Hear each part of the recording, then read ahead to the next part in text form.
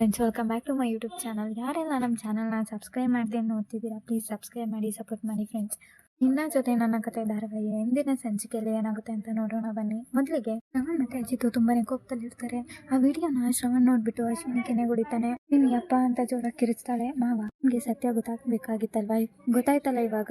ಇಷ್ಟ ಇದ್ರು ಕೂಡ ನೀವು ನಂಬ್ತಾನೆ ಇರ್ಲಿಲ್ಲ. ತಲೆ ಮೇಲೆ ಕೂತ್ಕೊಂಡು ಓಡಾಡ್ತಿದ್ರಿ. ಬೇಜಾರಾಗ್ಬೇಡಿ ಮಾವ, ನಿಮ್ ಮಗಳು ಮನಸ್ವಿನಿನ ನಾನ್ ಹುಡುಕಿ ಕರ್ಕೊಂಡ್ ಬರ್ತೀನಿ. ಇವಳು ಫ್ರಾಡು ಅಂತ ಗೊತ್ತಾಯ್ತಲ್ಲ.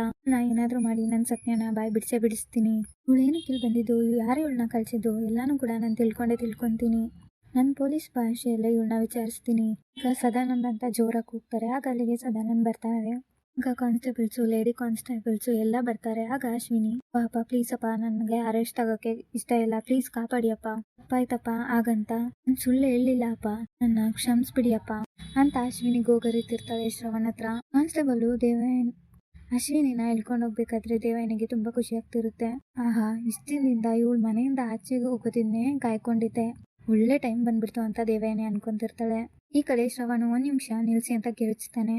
ನೋಡಿ, ಇವಳು ನನ್ನ ಮಗಳು ಅಂತ ಇವಳು ಪರ ಏನ್ ನಾನು ನಿಂತ್ಕೊಂತಿಲ್ಲ.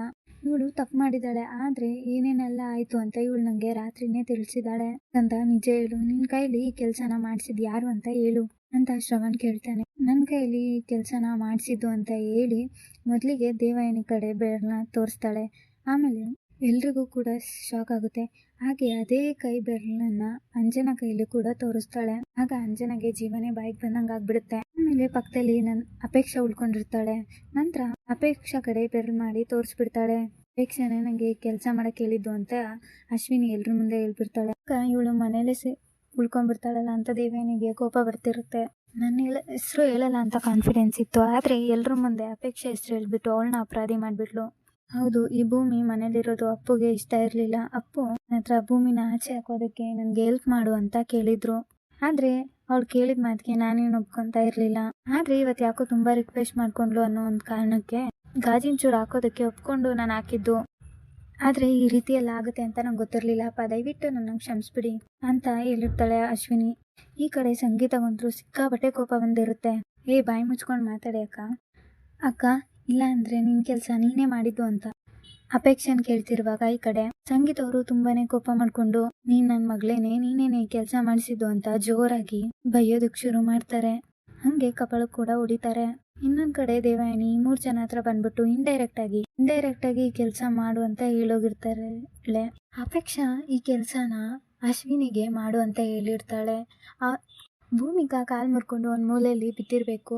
ಆಗ ನಮ್ಮ ಮಂಜು ಮತ್ತೆ ಅಜಿತು ಒಂದಾಗ್ತಾರೆ ಅಂತ ಹೇಳಿ ಈ ಪ್ಲಾನ್ನ ಅಶ್ವಿನಿಗೆ ಹೇಳಿರ್ತಾಳೆ. ಅಶ್ವಿನಿ, ನೀನ್ ಮಾಡಮ್ಮ, ನಿನ್ ಸಪೋರ್ಟಿಗೆ ನಾನಿದ್ದೀನಿ ಅಂತ ಹೇಳ್ತಾಳೆ.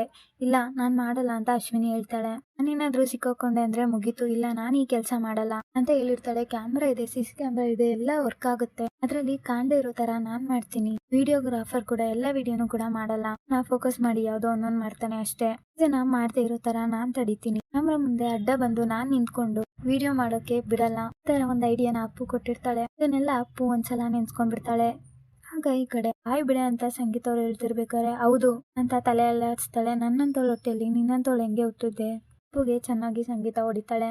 ರಾಮ್ಗೂ ಕೂಡ ತುಂಬಾ ಬೇಜಾರಾಗ್ತಿರುತ್ತೆ. ಅಪ್ಪ ಅಂತ ಹೇಳುವಾಗ ರಾಮ್ ಕೂಡ ಅವಳಿಗೆ ಸಪೋರ್ಟ್ ಮಾಡೋದಕ್ಕೆ ರೆಡಿ ಇರಲ್ಲ. ಇಲ್ಲ, ನೀನಂತರೂ ಈ ಮನೇಲಿ ಇರಬಾರ್ದು, ಇಲ್ಲ ಈಗಿಂದೀಗ್ಲೇ ನೀನ್ ಈ ಮನೆ ಬಿಟ್ಟು ಹೊರಟೋಗು, ನೀನು ಈ ಮನೆ ಬಿಟ್ಟು ಹೋಗಿಲ್ಲ ಅಂದ್ರೆ ಈ ಮನೆನ ಹಾಳು ಮಾಡೋದಕ್ಕೆ ಕಣೆ ನೀನ್ ಇಲ್ಲಿರೋದು ಸಂಗೀತ ಅವ್ರು ಕೂಗಾಡ್ತಿರ್ತಾರೆ. ಆಗ ಅಪ್ಪ ಅಂತ ಹೇಳಿ ಅಪ್ಪು ಬೇಡ್ಕೊಂತಾಳೆ. ಆಗ ರಾಮ್ ಅವರು, ನಾನ್ ಮಾತ್ರ ಈ ವಿಷಯದಲ್ಲಿ ತಲೆ ಹಾಕಲ್ಲ, ಭೂಮಿ ಅತ್ತೆ ಬೇಡ ಅತ್ತೆ, ಕ್ಷಮಿಸ್ಬಿಡಿ ಅತ್ತೆ, ಅವ್ರನ್ನ ಈ ಮನೆಯಿಂದ ಆಚೆ ಕಳ್ಸೋದು ಬೇಡ ಅತ್ತೆ ಅಂತ ಭೂಮಿ ರಿಕ್ವೆಸ್ಟ್ ಮಾಡ್ಕೊಂತಾಳೆ. ನೋಡೆ ಅವಳಿಗೆ ಪಾಪ ನೀನ್ ಎಷ್ಟು ತೊಂದರೆ ಕೊಟ್ಟಿದ್ಯಾ, ಆದ್ರೆ ಅವಳು ಈಗ್ಲೂ ಕೂಡ ನಿನ್ ಪರನೇ ನಿಂತಿದ್ದಾಳೆ.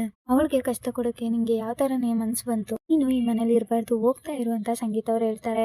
ರಾಮು, ಮನೆಯಿಂದ ಆಚೆ ಕಳ್ಸೋದೇನಾ ಶಿಕ್ಷೆ? ಯಾಕೆ ಅವಳನ್ನ ಯಾವಾಗ್ಲೂ ಮನೆಯಿಂದ ಆಚೆ ಕಳ್ಸೋದ್ರಲ್ಲ ಇರ್ತೀಯಾ? ಇಲ್ಲೇ ಇರ್ಲಿ ಬಿಡು ಅಂತ ಹೇಳ್ತಾ ಇರ್ಬೇಕಾದ್ರೆ ಈ ವಿಷಯದಲ್ಲಿ ನೀವು ತಲೆ ಹಾಕ್ಬೇಡಿ, ಇವಳು ಯಾವಾಗ ಎಲ್ಲಿರ್ಬೇಕನ್ನೋದು ನನಗ್ ಗೊತ್ತಿದೆ. ಇವಳ ಜೀವನನು ಹಾಳು ಮಾಡ್ಕೊಳ್ಳೋದಲ್ದಲೆ ನಮ್ಮ ಅಜಿತ್ ಭೂಮಿ ಜೀವನನು ಹಾಳು ಮಾಡ್ತಿದ್ದಾಳೆ ಅಂತವಳು ಯಾವ ಕಾರಣಕ್ಕೂ ಈ ಮನೇಲಿ ಇರಬಾರ್ದು ಅಂತ ಸಂಗೀತ ಅವ್ರು ಹೇಳ್ತಾರೆ. ಇವಳು ಇಲ್ಲಿಂದ ಹೋಗಿಲ್ಲ ಅಂದ್ರೆ ನಾನೇ ಮನೆ ಬಿಟ್ಟು ಹೋಗ್ತೀನಿ ಅಂತ ಸಂಗೀತ ಹೇಳಿದಾಗ ರಾಮ್ಗೆ ಶಾಕ್ ಆಗುತ್ತೆ. ಈಗಿಂದೀಗ್ಲೇ ಮನೆ ಬಿಟ್ಟು ಹೋಗ್ಬೇಕು ಅಂತ ಹೇಳಿ ಅಪ್ಪಗಂತೂ ತುಂಬಾನೇ ಚೆನ್ನಾಗಿ ಕ್ಲಾಸ್ ತಗೋತಿರ್ತಾರೆ.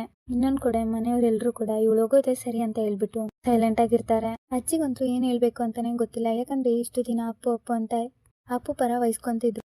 ಈಗ ಮಾತ್ರ ಇವಳು ಸವಾಸನೆ ಬೇಡ, ಇವಳು ಕೆಟ್ಟೋಳು ಅಂತ ಅಜ್ಜಿಗೆ ಗೊತ್ತಾಗಿರುತ್ತೆ. ಇನ್ನೊಂದ್ ಕಡೆ ಕಾನ್ಸ್ಟೇಬಲ್ಸ್ ಬನ್ನಿ ಇವ್ರನ್ನ ಕಸ್ಟಡಿಗೆ ತಗೊಳ್ಳಿ, ಅಶ್ವಿನಿನ ಕಸ್ಟಡಿಗೆ ತಗೊಳಕ್ಕೆ ನೋಡ್ತಾರೆ. ಆಗ ಅಜಿತು ಇವಳು ತಪ್ಪು ಮಾಡಿರ್ಬೋದು ನಿಜ, ಆದ್ರೆ ನಾನು ನಿನ್ನ ಹತ್ರ ಕೈ ಮುಗ್ದು ಬೇಡ್ಕೊಂತೀನಿ, ಇದೊಂದ್ಸಲ ಇವಳನ್ನ ಬಿಟ್ಬಿಡು. ನೆಕ್ಸ್ಟ್ ಇವಳ ಕಡೆಯಿಂದ ಈ ತರ ತಪ್ಪಾಗದೆ ಇರೋ ತರ ನಾನ್ ನೋಡ್ಕೊಂತೀನಿ. ಹೇಳಿ ಹೌದು ಇವಳು ತಪ್ಪು ಮಾಡಿದಾಳೆ, ಹೇಳ್ದವ್ರ ಮಾತನ್ನ ಕೇಳ್ಕೊಂಡು ಇವಳು ತಪ್ಪು ಮಾಡಿರೋದು. ಇನ್ನೊಂದ್ಸಲ ಈ ತರ ತಪ್ಪಾಗ್ದಿರೋ ತರ ನಾನ್ ನೋಡ್ಕೊಂತೀನಿ, ಪ್ಲೀಸ್ ಅಜಿತ ಇವಳನ್ನ ಅರೆಸ್ಟ್ ಮಾಡ್ಬೇಡ. ಶ್ರವಣ್ ಅಜಿತ್ನ ಕೈ ಮುಗ್ದು ಕೇಳ್ಕೊಂತಿರ್ತಾನೆ. ಆಗ ಅಜಿತ್ ಮಾತ್ರ ಒಪ್ಪಿಗೆ ಕೊಡಲ್ಲ. ಆಗ ರಾಮ್ ಕೂಡ ಹೌದು ಕಣೋ, ವಿಷಯನ ಬಿಟ್ಬಿಡು ಪ್ಲೀಸ್ ಕಣೋ, ಮಾನ ಮರ್ಯಾದೆ ಪ್ರಶ್ನೆ ಕಣೋ, ಪ್ಲೀಸ್ ಕಣೋ ಅಂತ ರಾಮ್ ಕೂಡ ಕೇಳ್ಕೊಂತಿರ್ತಾರೆ. ಆದ್ರೆ ಅಜಿತ್ ಮಾತ್ರ ಒಪ್ಕೊಳ್ಳಲ್ಲ. ಈ ಕಡೆ ಭೂಮಿ ಕೂಡ ಸಾಹೇಬ್ರೆ ಕೋರ್ಟು ಕೇಸು ಜೈಲು ಎಲ್ಲ ಬೇಕಾ ಸಾಹೇಬ್ರೆ? ಬೇಡ ಸಾಹೇಬ್ರೆ, ನನ್ಗೆ ಪೆಟ್ಟಾಗಿರೋದಲ್ವಾ, ನನ್ ಕಾಲಿಗೆ ಸ್ವಲ್ಪನೇ ಏಟಾಗಿದೆ, ನನ್ ಕಾಲು ಆಮೇಲೆ ಸರಿ ಹೋಗುತ್ತೆ, ಬೇಡ ಸಾಹೇಬ್ರೆ ಅವಳನ್ನ ಅರೆಸ್ಟ್ ಮಾಡೋದ್ ಬೇಡ, ಅವಳನ್ನ ಬಿಟ್ಬಿಡಿ, ಅವಳಿಗೆ ಶಿಕ್ಷೆ ಎಲ್ಲ ಕೊಡೋದ್ ಬೇಡ ಅಂತ ಭೂಮಿ ಹೇಳ್ತಾಳೆ. ಆಗ ಅಜಿತ್ ಸರಿ ಆಯ್ತು ಅಂತ ಹೇಳ್ಬಿಟ್ಟು ಕಾನ್ಸ್ಟೇಬಲ್ಸ್ಗೆ ಹೊರಡಿ ಅಂತ ಹೇಳ್ತಾನೆ. ಆಗ ಅಶ್ವಿನಿ ಥ್ಯಾಂಕ್ ಯು ಅಪ್ಪ, ಸಾರಿ ಅಪ್ಪ ಅಂತ ಹೇಳಿ, ನೀನು ಕ್ಷಮೆ ಕೇಳ್ಬೇಕಾಗಿರೋದು ನನ್ಗಲ್ಲ ಭೂಮಿಗೆ, ಅವಳ ಹತ್ರ ಕ್ಷಮೆ ಕೇಳು ಅಂತ ಶ್ರವಣ್ ಹೇಳ್ದಾಗ ಭೂಮಿ ಓಡ್ ಬಂದು ಕಾಲ್ ಕೆಳಗಡೆ ಕುತ್ಕೊಂಡು ನನ್ನ ಕ್ಷಮಿಸ್ಬಿಡು ಭೂಮಿ, ಇನ್ಮುಂದೆ ಈ ತರ ತಪ್ಪನ ಮಾಡಲ್ಲ, ದಯವಿಟ್ಟು ಕ್ಷಮಿಸ್ಬಿಡು ಅಂತ ಹೇಳಿ ಮತ್ತೆ ಕೈ ಮುಗ್ದು ಬೇಡ್ಕೊಂತಾಳೆ. ಸರಿ ಆಯ್ತು, ನನಗ್ ಮಾತ್ರ ಅಂತ ಅಲ್ಲ, ಇನ್ಮುಂದೆ ಬೇರೆ ಯಾರಿಗೂ ತೊಂದ್ರೆ ಮಾಡ್ಬೇಡ, ಇಲ್ಲ ಯಾವತ್ತೂ ಯಾರಿಗೂ ತೊಂದ್ರೆ ಕೊಡಲ್ಲ, ಈ ತರ ತಪ್ಪು ಮಾಡಲ್ಲ ಅಂತ ಹೇಳಿ ಅಶ್ವಿನಿ ಹೇಳ್ತಿರ್ತಾಳೆ. ಅಲ್ಲಿಂದ ಹೊರಟೋಗ್ಬಿಡ್ತಾಳೆ. ಇನ್ನೊಂದ್ ಕಡೆ ಭೂಮಿಗೆ ಇಷ್ಟೊಂದೆಲ್ಲ ಗಾಯ ಆಗಿದೆ, ಆದ್ರೂ ಎಲ್ರೂ ಕೂಡ ಕ್ಷಮಿಸ್ತಾಳಲ್ಲ ಅಂತ ಸಂಗೀತ ಭೂಮಿನ ನೋಡಿ ಫೀಲ್ ಮಾಡ್ಕೋತಾಳೆ. ಆಗ ದೇವಾನಿ ನಾನು ಮಾಡಿರೋ ಪ್ಲಾನ್ ಎಲ್ಲ ಉಲ್ಟಾ ಆಯ್ತಲ್ಲ ಅಂತ ತುಂಬಾ ಕೋಪ ಮಾಡ್ಕೊಂಡಿರ್ತಾಳೆ.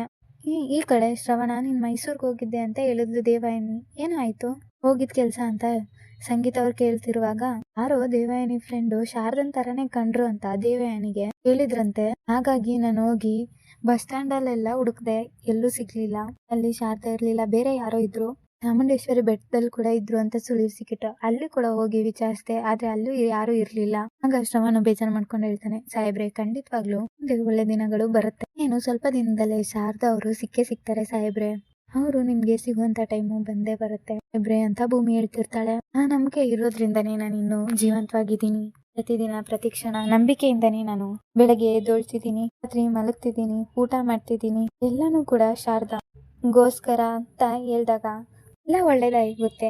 ಅಲ್ಲಿಗೆ ರಾಮ್ ಬರ್ತಾರೆ. ಬಿಟ್ ಬಂದ್ರಲ್ರಿ ಅಪೇಕ್ಷನ, ಹೌದು ಪಾಪ ಭಾರಿ ಉದ್ದಕ್ಕೂ ಅಳ್ತಿದ್ಲು, ನೋಡಕ್ ಆಗ್ಲಿಲ್ಲ.